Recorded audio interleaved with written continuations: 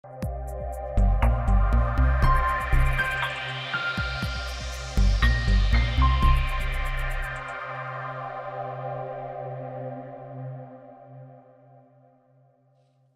está en el libro de Mateo capítulo 2. Dígame amén, ¿están? Aunque ustedes están muy flojitos para traer sus Biblias, porque uno de pronto se va acostumbrando también a la tecnología, a tablet, también a la pantalla, ¿cierto? Entonces, pero no es malo y es bueno andar con su Biblia. Y no es algo así como medio legalista, ¿no? ¿No es cierto que no es el hecho de llevar la Biblia? Y cuando usted lleva la Biblia, usted va dando casi testimonio público en la calle. Es casi como que la gente te ve y sabe que no va a un matrimonio, sabe que no viene de una fiesta, sabe que usted va a adorar al Señor. Entonces es un testimonio. Si lo ven con maletín van a pensar otra cosa, pero si lo ven con una Biblia en la mano, ¿cierto? Van a reconocer que usted es un hijo del Señor, que va a adorar al Señor. Y alguien por allí podría acercarse a usted. Mire que a mí me salvó una Biblia. Un día yo iba de camino a la iglesia, por ahí tenía 14, 15 años, y llevaba mi mochilita y llevaba mi Biblia. Y me salieron a asaltar 5 personas y me rodearon con cuchillas, me pusieron una cuchilla aquí, otra por acá, y en eso me dijeron: entrega todo el dinero. Y yo, hermano, le dije: lo que tengo te doy. No tenía nada. Y me acorralan en un poste. Entonces, y ahí me empiezan a tratar me dicen: te vamos a matar y todo lo demás. Y me preguntan qué llevo en el bolso. Y la verdad es que lo que yo llevaba era mi Biblia y un par de cosas, cuadernos, pero llevaba mi Biblia. Y ellos, yo siento que estaban decididos a hacerme daño porque estaban drogados. Entonces ellos no miden. Pero de pronto cuando me dicen: ¿qué llevas en la mochila? Y yo dije: llevo mi Biblia. Y ellos la sacaron. Y cuando la sacaron, uno de ellos dijo: no, dejémoslo. Él es un hijo de Dios. Y entonces y ahí aproveché ese espacio y le dije: ¿y ustedes cómo se les ocurre andar haciendo eso? Y los comencé a reprender. Y ellos me dijeron: amigo, vaya tranquilo, ore por nosotros, y cualquier cosa que necesite, si necesite que lo defendamos, aquí estamos nosotros. Así que me gané 5 guardaespaldas. Pero note que cómo fue de bendición andar con mi Biblia. Eso fue un testimonio de decir: yo voy. Y de hecho iba a la iglesia. Le dije: voy a la iglesia. Entonces no es que porque ande con la Biblia, pero digo, el hecho de llevar la Biblia es un testimonio público de que usted es un hijo del Señor. Es como cuando usted lleva el anillo, ¿verdad? No hay necesidad de que le pregunten. Usted con su anillo da testimonio. Entonces cuando usted va al McDonald's, la niña lo queda mirando raro, usted le paga y le hace así. Y se acabó el problema, testimonio público, ¿verdad? Dígame amén, hermano. Muy bien, vamos entonces a la palabra del Señor. Sé que son pocos minutitos que tenemos, pero vamos a ir a la palabra del Señor. Dice así la bendita palabra del Señor: cuando Jesús nació en Belén de Judea, en los días del rey Herodes, vinieron del oriente a Jerusalén unos magos. ¿Qué vinieron? ¿Unos qué? Unos magos, diciendo: ¿dónde está el rey de los judíos que ha nacido? Porque su estrella hemos visto en el oriente y venimos a adorarle. Oyendo esto, el rey Herodes se turbó y toda Jerusalén con él. Y convocados todos los principales sacerdotes y los escribas del pueblo, le preguntó dónde había de nacer el Cristo. Ellos le dijeron: en Belén de Judea, porque así está escrito por el profeta: y tú, Belén, de la tierra de Judá, no eres la más pequeña entre los príncipes de Judá, porque de ti saldrá un guiador que apacentará a mi pueblo Israel. Entonces Herodes, llamando en secreto a los magos, indagó de ellos diligentemente el tiempo de la aparición de la estrella, y enviándolos a Belén dijo: id allá y averiguad con diligencia acerca del niño, y cuando le halléis, hacédmelo saber, para que yo también vaya y le adore.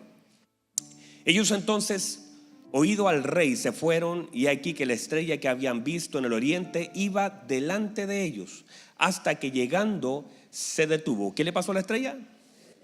Se detuvo. Algunos dicen que fue una estrella fugaz, pero como una estrella fugaz se va a detener, ¿verdad? La estrella se detuvo sobre donde estaba el niño. Y al ver la estrella se regocijaron con muy grande gozo. Y al entrar en la casa, ¿dónde entraron? En la casa. Fíjese que ya no está en el establo. Ella está ¿dónde? En la casa. Vieron al niño con su madre María y postrándose lo adoraron, y abriendo sus tesoros le ofrecieron presentes: oro, incienso y mirra. Pero siendo avisados por revelación. ¿Por qué fueron avisados? Por WhatsApp. ¿Por qué fueron avisados?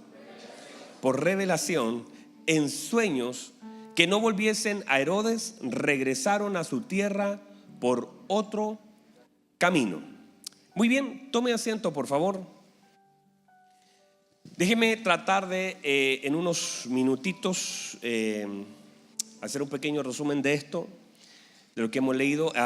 Algunos de los eruditos han establecido, y lo hemos dicho un par de veces, que estos sabios, estos magos, que ya vamos a definir un poquito eso, salieron cerca de 3 años y medio antes que naciera Jesús. Imagínense el hecho de comenzar a caminar antes de que incluso María quedara embarazada. O sea, mire cómo ellos caminaron, y caminaron con fe, porque ellos caminaron con presentes, ellos caminaron con algo para dar. Ellos sabían, es un poquito, yo lo asimilo siempre al equipo de consolidación, de cómo se trabaja con fe. Se sirve el jugo con fe, se compra galletas con fe, sabiendo que Dios ese día va a enviar a alguien, ¿verdad? Uno hace las cosas con fe. Hemos establecido incluso acerca de la vida, que no solamente nosotros podemos pedir con fe, que está bien y hay que hacerlo, ¿verdad? Pero también hay que esperar con fe. Hay que establecer principios, entender que la fe no es que las cosas sucedan, es creer en el Señor. Aún así lo que yo pido no está pasando. De hecho, cuando uno se enfrenta a la montaña, y el Señor nos da el ejemplo, y lo hablamos a través de una serie, y hablamos de la montaña, ¿recuerdan? Y dijimos que el Señor dijo: dígale a la montaña que se mueva, ¿verdad? Ustedes no me dicen amén. Estos son los que me confirman. Y el Señor le dijo: dígale a la montaña, ¿cierto? ¿Ve? Les dije. Y dice que entonces, y la montaña se moverá. Hasta un coro salió: y la montaña, ¿cierto que sí? Pero el tema es que la fe no se manifiesta, y creo de alguna forma a través de ese pasaje que la verdadera fe no se evidencia cuando la montaña se mueve, sino cuando tú le hablas a la montaña. Y lo que suceda después va a ser la fe o la falta de ella. Me explico. Tú le hablas a la montaña con fe. No es que el movimiento de la montaña te genere fe. De hecho, puede ser que la montaña se quede allí mismo, y si se quedara allí, eso evidenciaría tu verdadera fe. Porque hay que tener fe para ver que la montaña no se mueve. O sea, la verdadera fe casi sería que la montaña ni se moviera. ¿Y qué pasa con tu corazón? Porque mucha gente, después de soltar la palabra, de orar por alguien, y cuando las cosas no suceden, pierden la fe. En realidad no la tuvieron. Porque tu fe no está en que la montaña se mueva o no se mueva. Tu fe es que le hablaste con fe. Aún así la montaña no se mueva, porque no es que tu fe está condicionada al movimiento de una montaña. No sé si me explico. O sea, no es que si se sana el hermano después de orar, tú dices, o no se sana después de orar, tú digas: ay, ahora sí que tengo fe. No, tú tienes fe desde el momento que hablaste, por eso hablaste. Ahora, si se sana, gloria al Señor. Si no se sana, gloria al Señor. Pero tu fe no está condicionado por lo que viene después de que tú oraste.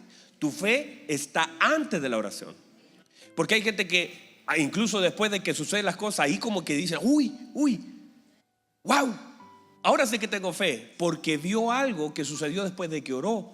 Pero la fe no se puede manifestar después de la oración, se tiene que manifestar antes.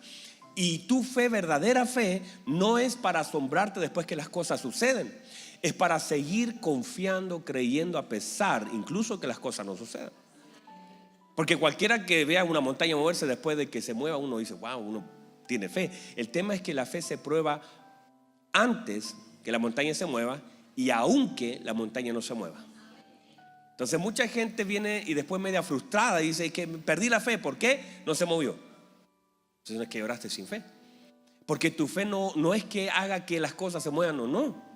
Tu fe es que Dios puede moverla, a pesar de que en algún momento ni la mueva. Y no desconfías de Él. No sé si me entienden. Bueno, estos reyes que se establecen aquí, estos hombres, y por favor póngame atención para explicar un poquito eso, porque estuve como Lucas indagando acerca de estos hombres, y note por favor que la palabra mago se fue prostituyendo en el tiempo. Antiguamente, cuando se decía mago, eran hombres sabios que eran expertos en filosofía, en ciencias naturales y también en medicina. Eran hombres que eran expertos, tenían cierta experiencia, estudiaban.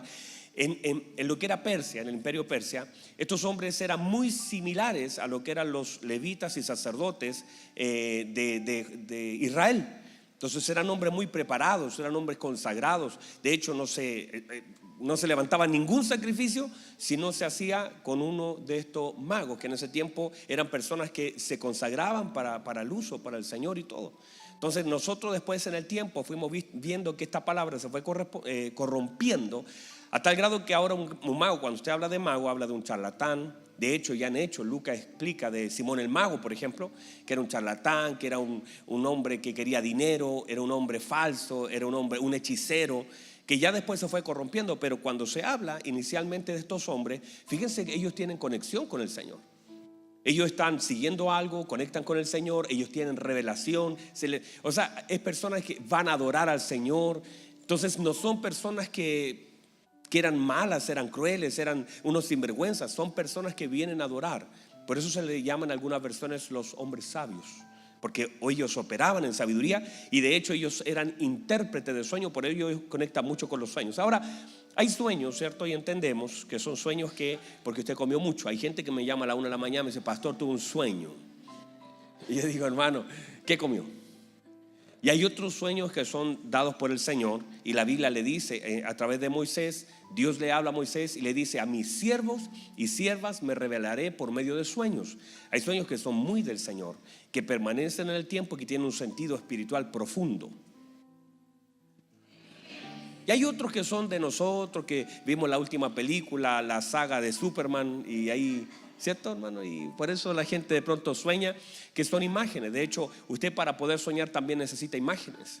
Porque no sé si usted lo sabe, pero por ejemplo los ciegos que nacieron ciegos no sueñan, porque no tienen la capacidad, no tienen imágenes. Entonces necesitamos imágenes para poder también soñar. Ahora, la Biblia establece, al principio lo hemos hablado, que cuando Jehová hiciere volver la cautividad de Sión, seremos como los que sueñan, ¿verdad? Podremos soñar, porque hay gente y sueño también en dos sentidos, porque una cosa es cuando usted duerme y otra cosa que tiene que ver con los deseos del corazón. Cuando hablamos de los sueños y hablamos de el deseo, yo tengo un sueño, no es que dormiste y se te imaginó, es que tú tienes un deseo, una inclinación a algo, que son dos cosas completamente diferentes. Ahora, ¿están aquí todavía, hermanos?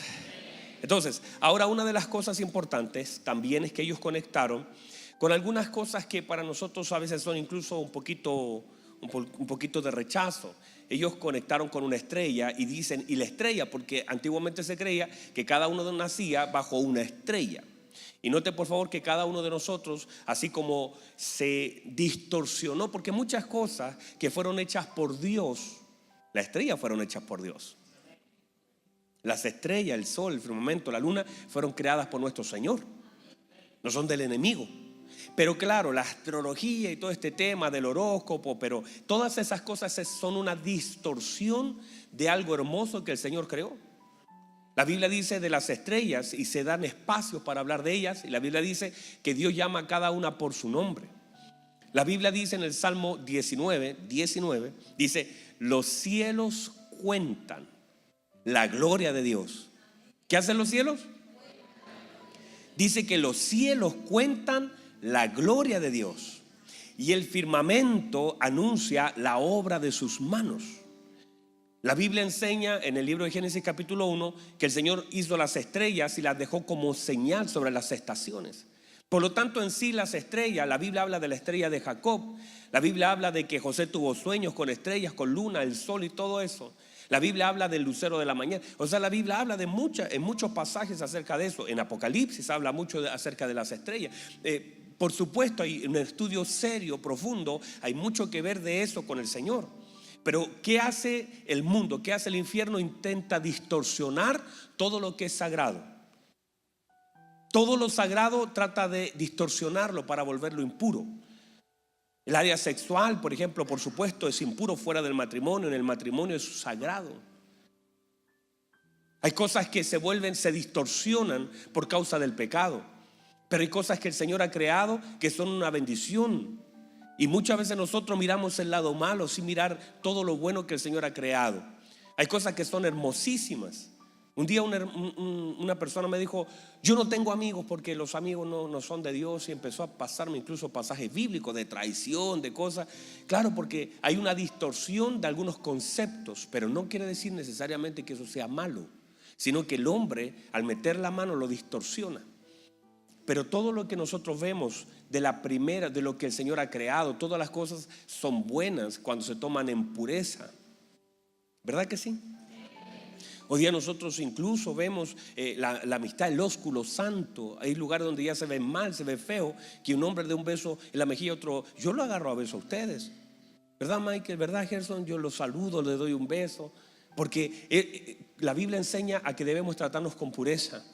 Por supuesto hay que leer las intenciones del corazón, ¿verdad? Bueno, sigamos. Una de las cosas que le pasaron a estos sabios hombres es que la primera conexión que tuvieron en su camino, ellos conectaron con Herodes. Ahora, hay algunas cosas que son importantes destacar en esto, porque a pesar de que eran sabios, a pesar de que eran hombres estudiosos, inteligentes, que tenían cierta revelación, hay cosas que en el camino tendremos que ir evaluando. En nuestro camino, en nuestro caminar en Cristo, hay cosas que tienen mucho que ver con la sabiduría y la aplicación de ella. Estos hombres se dice que eran sabios, pero conectaron mal, y fue tan mala la conexión que hicieron con Herodes, porque hay algunas personas que son muy sabias en un área, pero el área de las relaciones son muy malas. Hay personas que tienen una tremenda sabiduría para algunas cosas, pero para otras, hermano, uno se rasca la cabeza y dice: pero ¿cómo lo pudo hacer?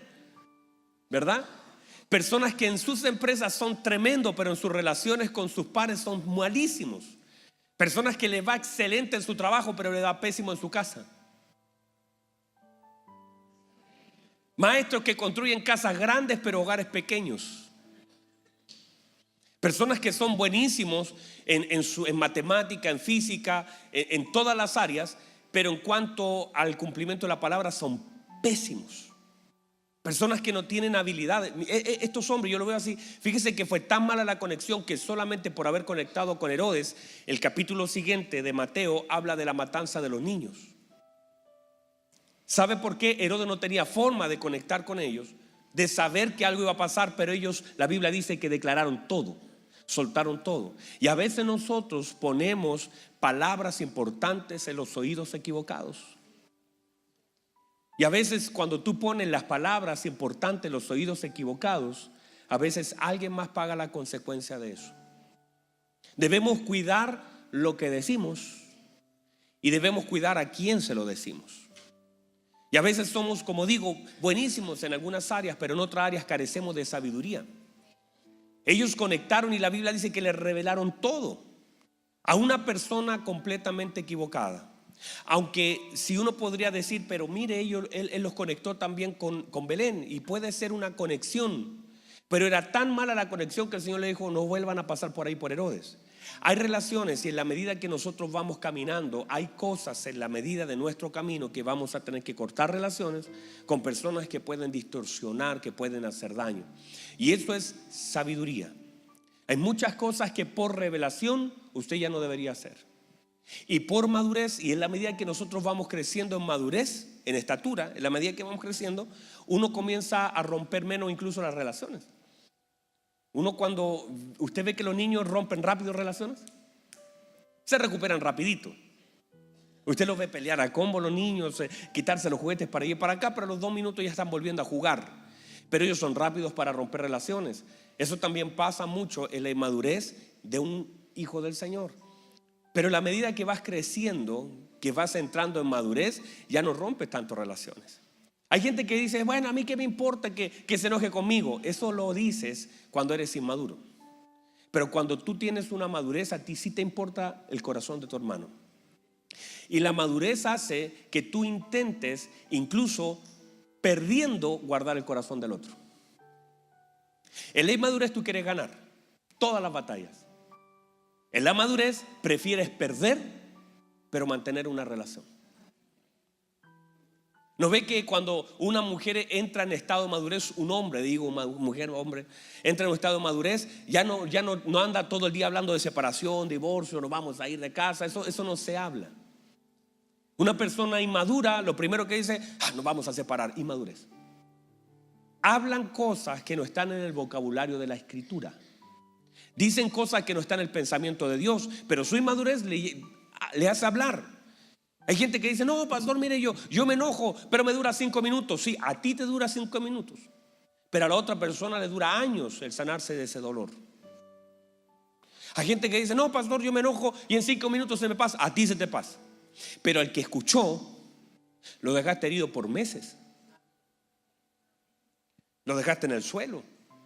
Y después el pastor tiene que andar reparando todo.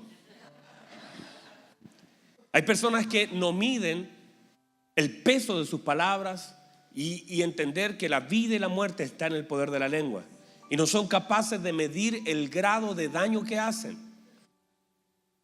Hay personas, por ejemplo, hace unos días atrás me encontré en un accidente y una persona atropelló a un motociclista y lo dejó ahí tirado. Y yo pensaba cuántas veces, y eso es algo fuerte, y aquellos que han tenido la mala experiencia, tenemos un par de hermanos que han tenido la mala experiencia de atropellar a alguien, eso debe ser doloroso. Y eso en lo natural es tremendo, quedan marcas importantes. Pero a veces nosotros atropellamos a la gente en la vida espiritual y no nos importa. Y dejamos gente tirada en el camino, gente lesionada, gente sangrando, gente rota por todos lados y no nos importa. No le damos el mismo peso. Y le digo, lo espiritual a veces es más lento. Lo emocional es más lento que recuperarse que lo natural. Ustedes, si se rompe un hueso, le pone un yeso al brazo, la inmoviliza durante un rato, un par de meses. A mi hijo le pasó, se rompió el brazo. Yo, hermano, eso para mí era pero lo más terrible del mundo. Y le dije a la señora, hágale radiografía. Iba al médico y le decía, hágale otra. Me decía, pero esto no, estaba tan acostumbrada a poner yesos. Me dijo, si no hay que hacer radiografía, se le saca y ya está listo. No, pero hágale una radiografía. No vaya a quedar algo ahí medio malo. Y la señora me decía, es que yo soy medio laraco. Y me decía la señora, no, si con la doctora, si eso está bien, si es eso es algo, una fisura y nada más. Pero note que eso en lo natural, un hueso se repara fácil. Pero a veces en lo emocional hay cosas que no las repara un yeso. No es que tú inmovilices un área de tu vida y eso va a volver a ponerse otra vez allí. Hay mucha gente que lleva años rota, años quebrada, años con fisuras que no se han podido reparar, ¿verdad? Entonces debemos cuidarnos porque justamente las conexiones equivocadas a veces hacen que nosotros rompamos cosas y la inmadurez nos hace romper relaciones con facilidad. Y a veces cuando vas creciendo valoras mucho más la relación que tu triunfo. Y a veces porque tu hermano, y no es solamente, míreme por favor, no es solamente por no perder la persona, sino por cuidar su corazón. Porque no se trata esto de, mis queridos hermanos, no se trata solamente de que tú no rompas una relación porque en realidad es importante para ti, es conveniente. Es porque tu hermano. No estamos tratando de ganar batallas a costa de lastimar a la gente, sino que la madurez y sobre todo en las relaciones que son las más importantes de nuestra vida, que son con las personas que Dios nos ha conectado en esta tierra, que son con las personas que nosotros pasaremos años de nuestra vida, debemos cuidarlas. Nuestras esposas, nuestros hijos, nuestros padres, nuestros hermanos. Gente que, y la Biblia dice que mientras sea posible, mientras esté de nuestra parte, mantener la paz con todos. Y luego dice, y la santidad. sin la cual nadie verá al Señor. Pero no es solamente la santidad, también es la paz. Seguid la paz con todos y la santidad, sin la cual nadie verá al Señor. Y nosotros asociamos todo solo a la santidad de no ver al Señor, pero la paz también es una condicionante. Entonces tratar de mantener las relaciones correctas, porque no podemos nosotros, y usted sabe que cuando hay algo ahí en el corazón contra alguien, ¿cómo nos cuesta vivir? Aquellos que tenemos a Cristo nos incomoda, porque hay un área que no está bien, ¿verdad? Por eso mantener las relaciones sanas es clave. Por eso termina el libro de Malaquías diciendo que cuando venga el día grande y temible del Señor, una de las cosas que va a hacer el Espíritu de Dios es conectar a los hijos con los padres, a los padres con los hijos. Hará volver el corazón, porque hay una separación. A veces están juntos en casa, pero hay una separación de kilómetros. Entonces debemos restablecer relaciones. Y recuerda un principio que hemos establecido durante muchos años: las relaciones más productivas, donde Dios está, las relaciones de mayor propósito, siempre serán las relaciones más peleadas, más batalladas de tu vida. Las relaciones que deberían estar más sólidas son las relaciones que el diablo va a atacar con más fuerza. Matrimonios, hijos, padres, hermanos, familia. Por eso una de las cosas, bueno, aquí lo hacemos, intentamos, yo sé que, y yo sé que para usted es un poquito incómodo que me lo hagan pasar adelante, sentarse aquí, todo arrejuntado, diría mi mamá. Pero la Biblia enseña un principio, y usted debería, sin que esté un ujier, dice la Biblia, cuán bueno y cuán delicioso es que estén los hermanos juntos. El problema es eso, es cuando estamos separados. Cuando estamos separados, cuando allá se sienta en la punta un hermano separado, cuando estamos separados, porque la Biblia enseña el principio de estar juntos. La Biblia dice que estaban todos en Pentecostés juntos y luego unánimes, pero no podemos estar unánimes si primero no estamos juntos. No podemos nosotros esperar estar en comunión si primero nos juntamos, ¿verdad?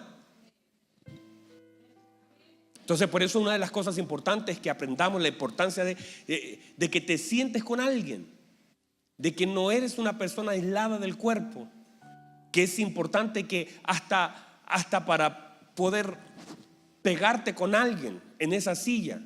Yo sé que todos, si tuviéramos la oportunidad de sentarnos, estaríamos cada uno en diferentes lugares, y uno del segundo piso, otro acá abajo, porque así somos. Pero la Biblia dice, mire lo que dice la Biblia: Israel, dijo Jesús, Jerusalén, ¿cuántas veces quise? ¿Qué dijo? Quise juntarlos como las gallinas juntan sus polluelos. Y ustedes son los polluelos. Y hay que juntarlos. ¿Verdad que sí? Eso es complicado, porque a veces en la vida cristiana hemos aprendido a vivir tanto de nuestra soledad y nos gusta estar solos. Pero a Dios le gusta verlos juntos. Y hasta en este proceso de iglesia, de congregación, es muy importante que estemos juntos. Hasta para que le dé un codazo a su hermano. ¿Qué tal si uno se me duerme por allá y no tengo a nadie que le pegue? Hasta los codazos son necesarios. Despertar al hermano que está al lado. ¿Verdad que sí? Muy bien, entonces es importante el tema de las relaciones. Es importante el hecho de conectarnos con las personas correctas. Es importante entender que la madurez nos hace valorar las relaciones que el Señor nos ha conectado en el tiempo. Y sobre todo, nosotros no podemos pedirle a Dios que cuide lo que nosotros mismos estamos descuidando. Muchos de nosotros le decimos: Señor, cuida a mi esposa, cuida a mis hijos, pero nosotros los descuidamos. Y a veces somos inconsecuentes en eso. Nosotros descuidamos lo que pedimos que Dios cuide. Señor, cuida a mi marido, cuida, y usted no lo cuida. Señor, cuida a mis hijos, y usted no los cuida. No los cuida de ninguna forma, les hace comida. No está mal, sígale haciendo, pero hay otras formas de cuidado también, a través de las palabras, a través del tiempo. No podemos decir que amamos aquello que no le damos tiempo. Es importante entonces que nuestro tiempo también determina nuestro amor. La cantidad de tiempo que yo doy es también el nivel de amor que tengo hacia. No puedo decir yo amo algo y no paso tiempo con eso. Usted gasta su tiempo en aquellas cosas y personas que usted ama. Si son importantes para usted, usted dará su tiempo. Por eso hay niños que pasan 10 horas en el play. Ellos aman eso.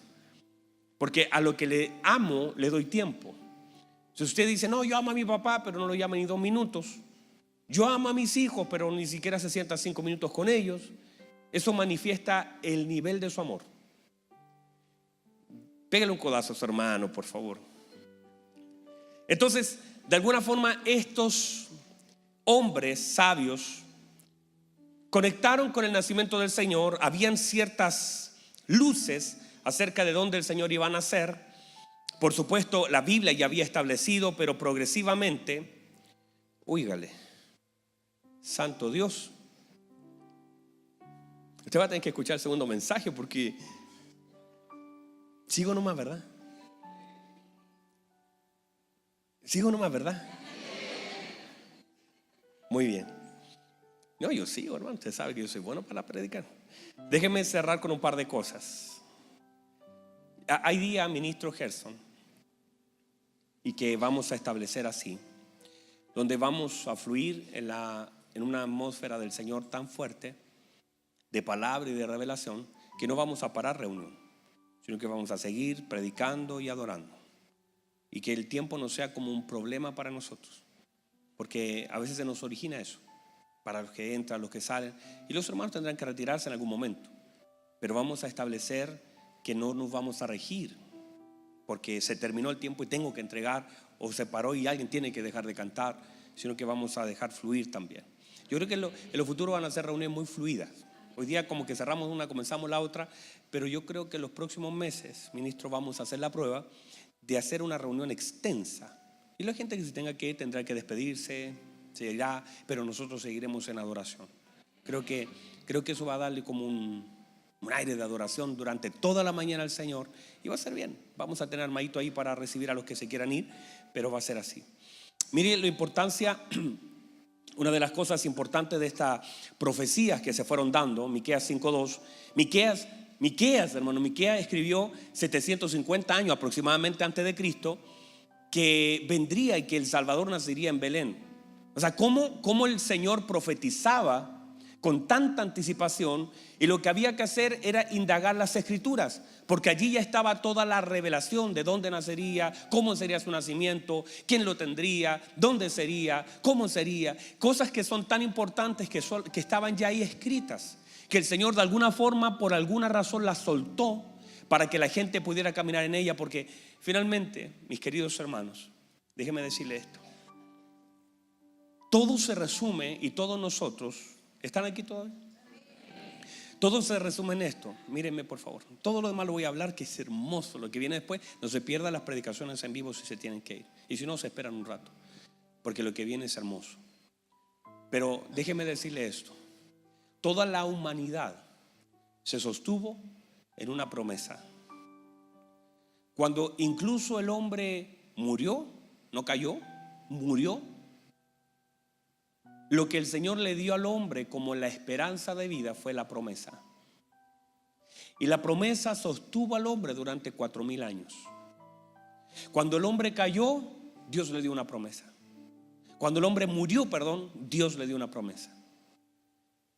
El Señor, a pesar del gran error que habían cometido, de haber desobedecido, de haber hecho algo que no tendrían que haberlo hecho, con todo lo que ellos tenían a su disposición, no hay otra figura más hermosa que ver el huerto y que ver el Edén.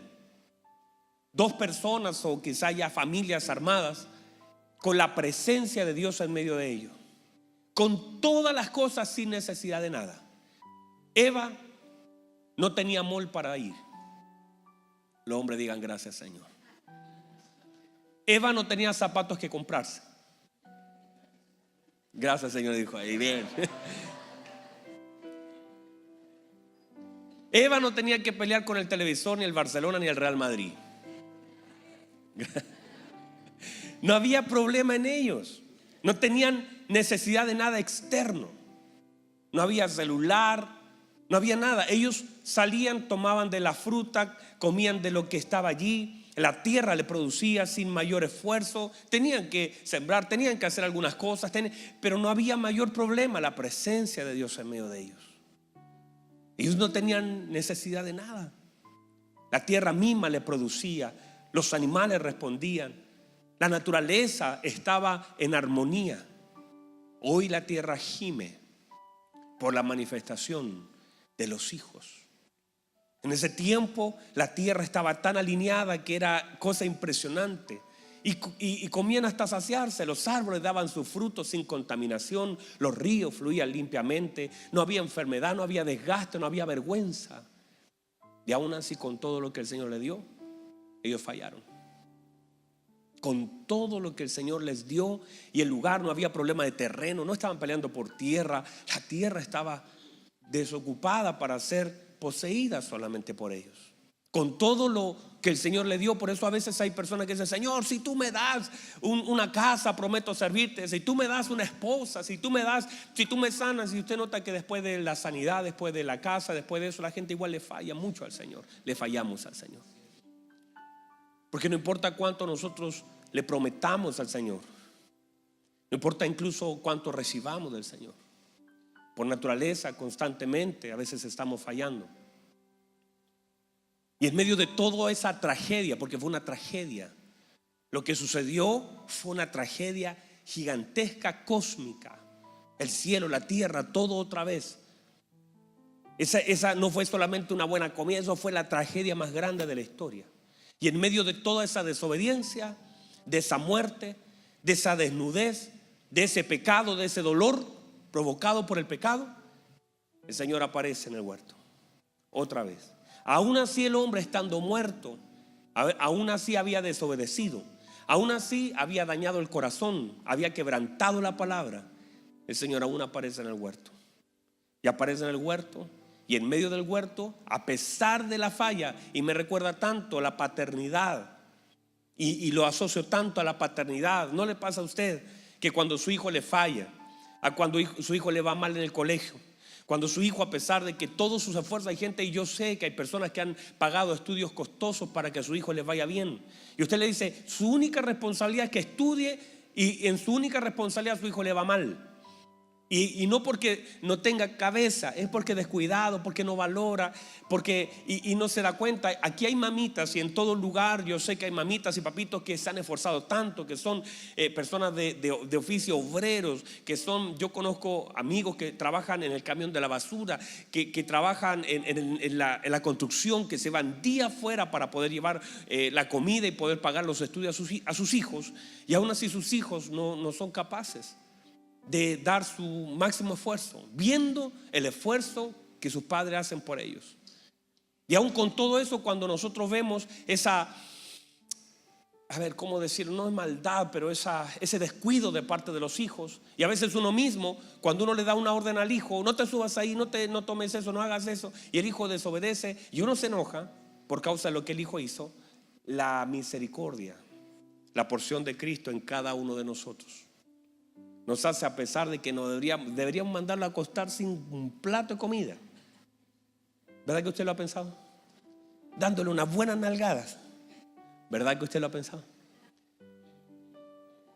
Y usted lo echa a acostarse, pero al rato ya con el plato de comida igual. Y ahí ven a comer, y enojado y todo lo llama a la mesa. Ven a comer. Y usted lo sienta a la mesa. Enojado y todo, le da su porción de comida. Enojado y todo, no lo dejas en zapatos. Enojado y todo, al otro día si tiene que vestirlo, lo viste. Y si esa noche su hijo por alguna razón se enferma, usted lo cuida. Y todos hacemos exactamente lo mismo, porque una porción de la paternidad de Dios también está en nosotros. La porción de Cristo también está aquí. La misericordia del Señor. Y eso hizo, y eso es la imagen del Edén. A pesar de la tragedia, aparece nuestro buen Padre en el huerto. ¿Sabe para qué? Uno que debería decir: que queden desnudos, que mire, ellos eran tan ingenuos que se cosieron, dice, una vestidura de hojas, pero de higuera. Yo viví en la higuera. Yo tenía en mi casa una higuera. Dios bendiga las higueras, hermano. Qué cosa esa higuera. Me subí a sacar higo y quedaba lleno de roncha, porque eso te pica. Las hojas te pican, ¿verdad? Los que no conocen te pican, ¿verdad? Que te queda ahí todo enronchado, te pica. Y ellos desnudos se pusieron habiendo tanta hoja, hermano. Ahí usted ve que algo pasaba ahí. Y el Señor dijo, no, ahí van a quedar todos enronchados. Así que el Señor mismo les hizo unos trajes de pieles. El Señor los cubrió. No debía haberlo hecho, pero lo hizo. Y tú ves la paternidad de un hijo muerto caído, pero la misericordia del Señor. Y el Señor no solamente los cubre, aún no les quita todo, los saca del Edén, pero le dice, la tierra te seguirá produciendo, ahora con más esfuerzo. No van a tener comunión con la tierra, te va a producir espinos, vas a tener que trabajar, pero la tierra seguirá produciendo. Si la labras, seguirá produciendo. Y les tengo, y la única esperanza para el hombre fue depositada ese día allí. Y tu simiente, lo que te engañó a ti, lo que te mordió, lo que los mató, mujer, tu simiente le pisará la cabeza. Y habrá una lucha entre las simientes. Y fíjese por favor que esa promesa de Génesis 3 sostuvo a la humanidad hasta la aparición de la simiente de nuestro Señor Jesucristo. Una promesa sostuvo 4000 años al hombre, así como una promesa de la venida de nuestro Señor nos ha sostenido durante 2000 años a nosotros. Si una promesa fue capaz de sostener al hombre, imagínate todas las promesas que hay en Cristo para cada uno de nosotros. La promesa es capaz de sostener tu vida, es capaz de sostener a pesar de lo que estés viviendo. La promesa es capaz de sostenerte. Las promesas del Señor son firmes y son fieles. Él dijo, yo estaré con vosotros todos los días hasta el fin del mundo. Pónganse en pie, por favor, vamos a cerrar.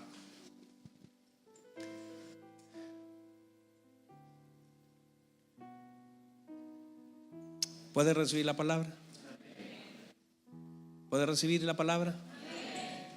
Así que no importa a lo que esté enfrentado, ni lo que tenga que enfrentar, José cargaba una promesa. Y esa promesa lo hizo resistir las cisternas. La promesa en la vida de José lo hizo resistir la acusación injusta.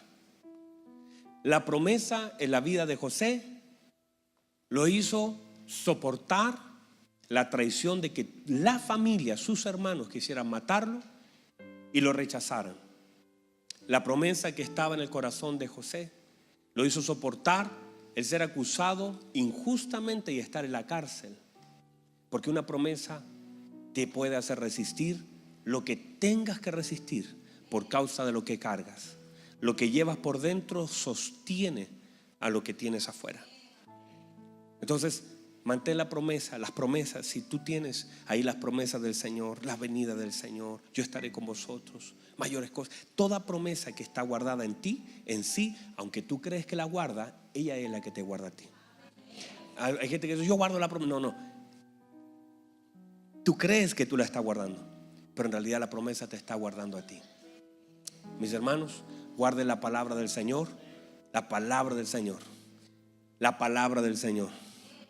No, mi sueño, no, la palabra del Señor. Tu sueño no tiene la posibilidad de guardarte. La palabra del Señor tiene el poder de guardarte.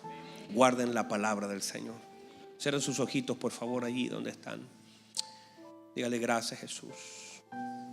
Así como esos hombres sabios dijeron, vamos a adorarle. Hemos viajado por años para adorarle. Le queremos adorar. Así también esta mañana tú has venido y has viajado de quizás un lugar lejano, te levantaste temprano y has venido a adorarle. Vamos, adórale. Abre tus tesoros delante de Él. Saca lo que hay dentro de ti y adórale. Levanta la adoración. Saca tus tesoros, postra tu corazón, saca tus riquezas, entrega lo mejor que tienes. La Biblia dice que volvieron a su casa regocijados, porque nadie puede volver igual después de adorar. Si adoraste, viene el gozo del Santo Espíritu a tu corazón y vas a volver a tu casa completamente diferente si eres capaz de adorar. Vamos. Vamos, vamos, adora un minuto al Señor. Levanta tus manos, saca tus tesoros. ¿Qué hay en tu tesoro? La Biblia dice que el hombre de su corazón saca lo que hay en tu corazón. Dile: Señor, he venido a adorarte, he venido a agradecerte. Este es mi oro, estas son mis riquezas, este es mi tiempo. Te las doy a ti, Señor. Son tuyas son. Te doy mi tiempo, te doy mi mejor adoración, mis mejores palabras. Te las entrego a ti, Señor. Vamos, adórale al Señor. Un minuto, dale este minuto al Señor. Dale un minuto, le has pedido tiempo al Señor. Dale este tiempo al Señor.